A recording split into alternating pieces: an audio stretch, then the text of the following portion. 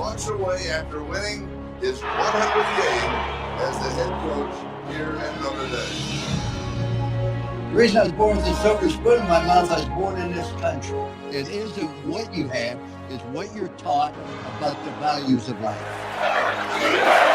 We're trying to save souls. So there's a rule of life that said you're either growing or you're dying.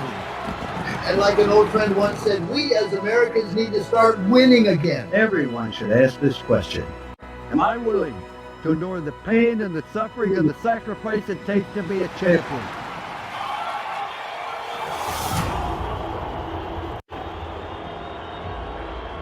Well, you just heard the promo for the Lou Holtz show, and I have to tell you, I'm ready to run through a brick wall. I just need the coach to tell me in what direction that brick wall is. We are so honored today to be joined by Coach Lou Holtz. He is a chair for the Center for 1776 at America First Policy Institute and host of the very new Lou Holtz Show, a podcast that if you are not subscribing to it right now, then what are you even doing? Coach, welcome to the Annie Fry Show. It's good to have you here.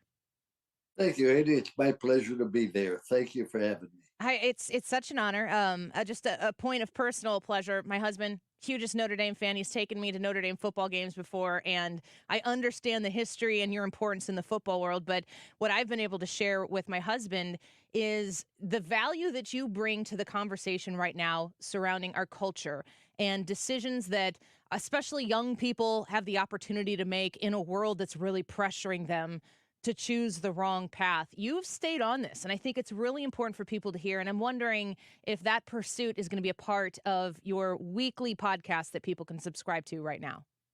It's the main focus of it, Andy. And, a football team or business goes through 4 stages. Stage number 1, you learn how to be competitive. You learn how to be competitive because you learn to block and tackle. You do the basic fundamentals.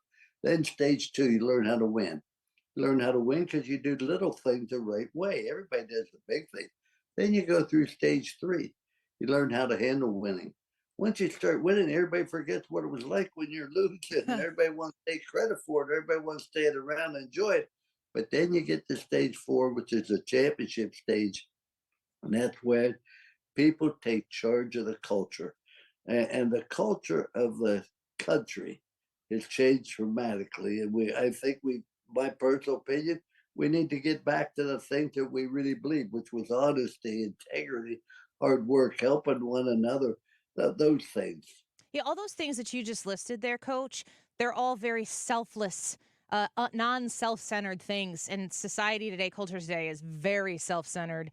We're told to be very okay with the way we are. That sets aside any idea of self-improvement, let alone self-sacrifice for the betterment of somebody else or something else. We have a very selfish society. How do you get people motivated to set that selfishness, that self-centeredness aside and start focusing on something outward? Well, it's a very good point you make, but to me, this will change when people are tired of it and say, I've got to make some changes or we're going to go right off the cliff. And that's the reason I got involved with AFCI is because we have to make some changes. Right? We can't keep going the way we are. It isn't all about everything's about me. The 2 most important days in your life, Andy, one's the day you're born. The other's the day you discover why you're born. When we discover we're born basically to help other people, and you're never going to be anybody again that doesn't need a smile, a kind word, encouragement. We all have problems and difficulties. And because I have a faith in God, doesn't mean I'm not going to have those problems, but it means I'm going to be able to handle them and I'm going to try to change them. And the old saying I had on my desk, may God give me the courage to change the things I can, the serenity to accept the things I can, and the wisdom to know the difference between the two. And to me, I'm an old man. My birthday candles cost more than cake. I owe it to my grandchildren, my sons and daughters, to do everything I can to make sure I leave them a better country than I inherited. Oh, it's inspiring. We're speaking with Coach Lou Holtz. He has the Lou Holtz Show podcast, which you need to subscribe to. He's also the chair of the Center for 1776 at America First Policy Institute. I have a quote here from you, and it said, the purpose of the podcast is not to promote Republicans, Democrats, white or black. It's just to get people to make good choices. It doesn't sound to me like you're saying Republicans make good choices, Democrats make bad choices. It sounds to me almost like what you're pushing is way more important than any red or blue could divide.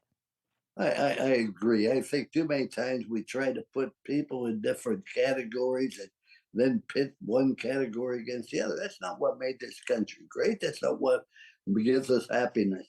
And it's just doesn't matter if you're Republican, Democrat, Independent, white, black, yellow, or in between. It's all about making good choices, wherever we are, good or bad, because of choices we make. You choose to do drugs, drop out of school, join a gang, get tattoos from head to bottom, or choose to get arrested. You're choosing to have difficulty in life, and please stop blaming me for the choices you make. Yeah. So let's just teach people to make good choices. We're speaking with Coach Lou Holtz of the Lou Holtz podcast. Also think, you've listed some things there just now. When we talk about good choices, I think another thing that culture has done right now is it's made it so that we're not allowed to identify anything as a bad choice, because who are we to judge? But culturally, everybody is always judging. So people are out there making their own judgments. And sometimes the loudest voices that are out there aren't really the majority. You've felt comfortable to step out and say, these are good choices you should make. You should invest in that. How do you weigh telling people what good choices are with people who will judge you for saying that you're judging other things as bad choices? That's the results will be in what those choices determine on your future. But I was raised in East Thorpe, Ohio, town about 25,000, and we had so many strong leaders in that town that cared about the choices you make, and there was a lot of pressure on you to do the right thing. And so I always felt to teach my children, you follow three rules. You follow three rules, you always make good choices. It's not complicated. We're not talking about nuclear physics. We're talking about simple things. Rule number one, do what's right. You know the difference between right and wrong. I think it's right to be honest, right to be on time. I think it's right to be loyal. I think it's wrong to practice sexism, racism, possibly. Just do what's right. Now, Andy, why is it important to do what's right? It's the only way you can ever build trust. You're a beautiful young lady, and I understand you married a Notre Damer. Yeah. That marriage, as long as you trust one another. I was married 59 years because all relationships must be based on trust. When we have people lie and cheat and steal and to constantly tell lies or to try to twist it in order to gain some kind of that's wrong. That's wrong. That's not the right thing to do. Rule number two, do everything the best of your ability. Not everybody be an A student. Not everybody be all American. But everybody can be the best they're capable of being. That's all we want you to do. Do everything best of your ability. And let's demand the same thing of our students. Let's demand they be the best they can be. Not A student, but let's be the best we can be. Rule number three, show people you care. You're never going to meet anybody again that need a smile, kind word, encouragement, and care about people. If you build love in a marriage, in a family, in a business, or on a team, it can't be beat. You've coached, you've spent a lot of time coaching and a lot of time around student athletes. Are those rules timeless? Is that the same thing that you were implementing when you were coaching these kids that you're also advising now through your podcast? Do you think they stand the test of time? Well, I've been teaching them for 45 years. Never needed a fourth rule. And same way I raised my children. We had four great children. I had a beautiful wife for 59 years until she passed away from cancer. But I was told many years ago, Coach, I don't care what you accomplish in this world. If you aren't successful as a husband and a father, you failed. I have felt being a husband and father were the two most important roles I had in life, not being coach at Notre Dame, but raising our children and with our football team. And I've never needed a fourth rule. Those rules have never let me down. Here's what I'd like everybody listening to this show do this. I want you to take somebody you love, admire, and respect. Take somebody you got a problem with. Could be anybody in this world. Put three simple questions on them. Yes or no. Can you trust them? Yes or no. Are they committed to excellence? Yes or no. Do they care about you and the organization? Yes or no. I promise you, the person you admire, love, and respect, you just said yes to all three questions. Person you got a problem with, you pinpointed a problem. Either you can't trust them, they aren't committed, or they don't care.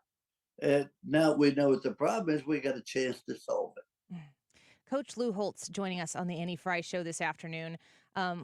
Just a couple last questions here before we let you go. But a lot of the advice you're giving is directly to these maybe youth who are growing up. I think those rules apply to everybody, of course. But what do you say to people who are parents? I have 4 kids myself, the oldest one, a 14-year-old son. Then I've got 3 girls after that. But parenting in today's culture is very hard because I'm often pushing back against what the whole world is suggesting to do otherwise. That maybe always been the case. What is your encouragement for parents to help guide their children to abide by these rules and working hard to do the right thing? Well, I think number one, and I try to simplify life, let's understand that as a parent, you're the leader of that family. You're the leader of the children. The biggest mistake that leaders make, I find, they want to be well liked, they want to be popular. So they lower the standard to keep people happy. You don't help anybody by lowering the standard. You have high standards, you say, I'm going to show you how to reach these standards. Follow these 3 rules and you'll reach those 3 standards. And your obligation as a parent is to make sure that children know that you believe in them, you care about them, and you're there for them. But it's all based on trust. If you can't trust your child, they can't trust you because you misled them. No, you don't have a chance. That's the problem with this country today. I pick up the paper and I read one thing and another paragraph. How in the world do I know who to trust? Yeah. Yeah. Coach Lou Holtz, one final question before we let you go. I have to think if you started this podcast, The Lou Holtz Show, with the America First Policy Institute, and you're focusing on culture, not politics, then you must think it's worth it to invest this time in having these discussions. What is your hope and expectation for the country, maybe within the next year, but in the coming years and the direction that they might be taking? That people will look and say, the culture of this country is not what I understood it to be, and not what I inherited, and not what made this country great. We're going to be able to trust one another. We're going to be honest with one another. Like we're going to do everything the best of our ability. Too many times, oh, we don't have any grades because we'll make this guy feel bad. You talk to anybody that employs a young child today, the problem they have, that child's never had any disappointment, never had any frustration. Everything's been great. Everybody got a trophy. There are no grades. No, that's nonsense. You learn to handle frustration and disappointment. You learn to pick yourself up off the ground and continue to pursue on and march on. That's all part of life. Get knocked down. But it's not a sin to get knocked down. It's a sin to stay down. And that's a decision you make yourself. Coach Lou Holtz, such a pleasure to have you on the show today and a bright spot in a news cycle that isn't always uplifting. Thank you for being on here with us, and we'll subscribe and we'll listen to those weekly episodes of the Lou Holtz Show. Thank you so much, Coach, for being with us today. Thank you for having me. Congratulations on your success. And tell your husband, go Notre Dame. You just made his life. I appreciate it so much, Coach. Thank you so much. Wow, what an honor to speak with Coach Lou Holtz today on the Annie Fry Show.